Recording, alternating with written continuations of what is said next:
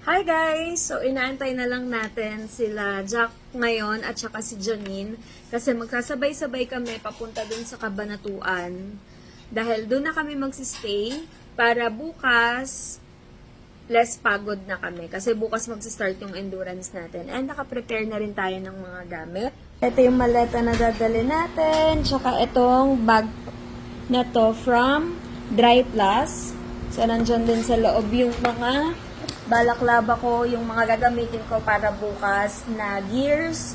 Tayo pwedeng mauhaw sa buong biyahe, kaya dala natin tong aqua flask natin. Yung helmet na gagamitin natin, nandun na siya sa sasakyan, nakasampa na. SVX02 yung gamit ko. Tama ba? Tama ba? SVX ba yun? Papakita ko na lang sa inyo mamaya guys kung anong model yon. And shoutout nga rin pala sa follower natin na nagbigay nitong cap. Nakalagay dito yung Moto 16. Nice! Gagamitin din natin to. Dalawa yan, meron pang color gray. Suotin natin yan mamaya. So, all set na yung mga dadalhin natin. Antayin na lang natin sila Jack at saka si Janine. And, alis na rin tayo. Pakabait kayo ha! Sumbong niyo ako pag inaway kayo ni Ate Seyan, ni Ate Sayen, ni Kuya Seyon. Ha? Sumbong niyo kay Mami pag di kayo nibigyan ng treats, ha? Treats! Okay.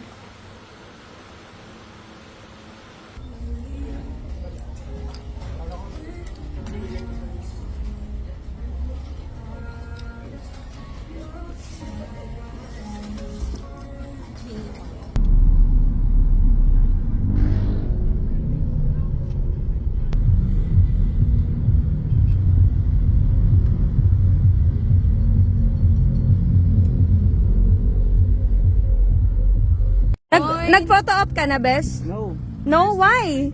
Because there's so many things I wanna do. Like, what else? Hindi ka nga rito, hindi ka nga rito.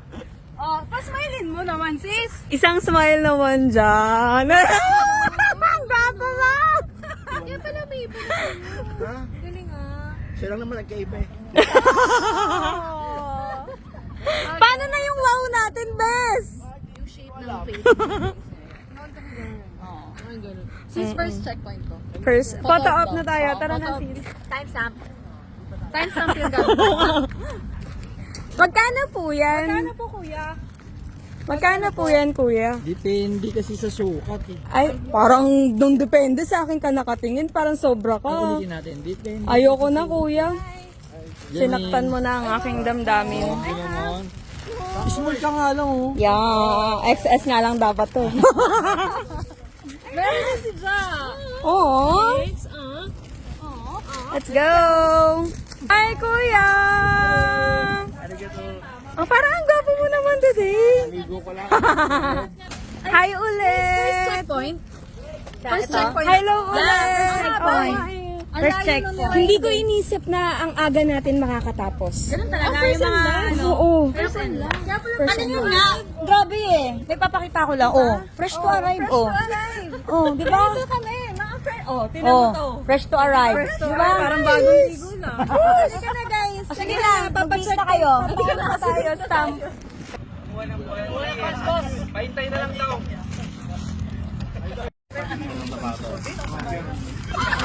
Sir, saan po kayo? Sige, isang linya po. Okay lang, basta sa inprint, long term. Kaya badge. Hindi, pa. One more po. One, two. One more. Tapos compress tayo sa likod. Close up mo na lang ang medyo malayo. Edit lang yan. Ano ba kayo? Magtiwala kayo sa marketing brightness. Kung gusto yun, nagyan pa naman yun. Okay po. Okay, okay, okay.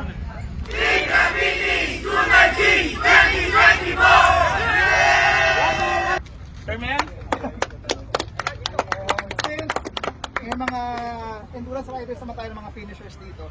Lagi yung ibahin natin yung endurance ng big bike sa endurance ng underbone dahil mas nakakapagod to, mas maraming makukulit sa kalsada. At syempre, yung tagtag kasi ng motor natin, isa yan sa mga nagpapapagod sa atin.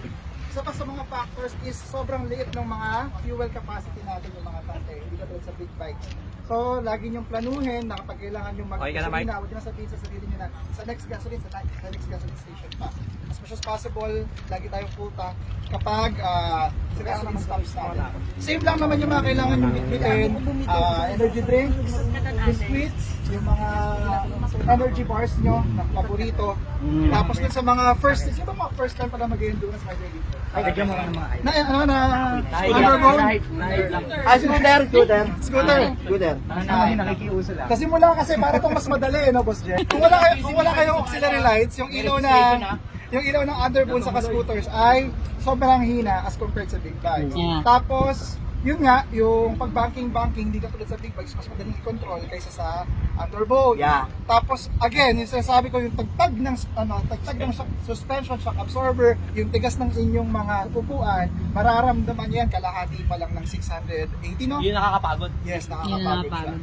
So, mas ko-consider nyo na yung 1,200 natin sa Ironman, mas nakakapagod po yung 600 na scooters. Mas nakakapagod yan, promise. Ayun, ako bilang, syempre, Team Graffiti, ang dami na nating sinasali ang mga ganitong endurance challenge. Siguro, hindi tayo makikipag-anuan na pilitin yung tapusin. Basta pag hindi nyo kaya, wag na natin ipilit. Yun lang naman sa amin. Kaysa ituloy pa natin, tapos hindi na kayo komportable sa katawan nyo, baka may mangyari pa. Importante, walang mangyayari sa atin. Tama. Team Graffiti on 3! 1, 2, 3! Team Graffiti!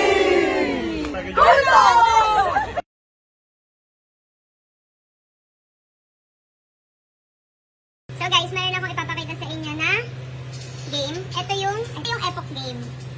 Oh, di ba? Wala pa tayong pera kasi maglalaro pa lang tayo ngayon. Papanalunin natin at dito tayo maglalaro ng mines. Okay, bet tayo? Iiwasan lang natin dito yung mine. Oh, see? Oh, withdraw na kagad yan. Di ba? Ang dali lang manalo dito sa Epoch palagay. Oh, start ka ulit. Di, kailangan kasi natin to. Panggas yan, Panggas natin to. Magsasalita pala ako. Dapat kanina. Oh, di ba? Uy, panalo agad. Ang galing naman pala niyan. Oo, start ulit tayo. Oh. May galingan mo, B. Panggas yan. Ayan na, isa pa. Benga, oh. Withdraw ulit. Hindi pa ganyan naman, ganyan. Hindi ka pa nagka-cash in yan, ha? Wala pa. Kaya ka lang ng kaya. Diyan, B. Oh. Oh, ang galing. Di ba? Oh, so may panggas na tayo. Oh, yan. Oh. Oh.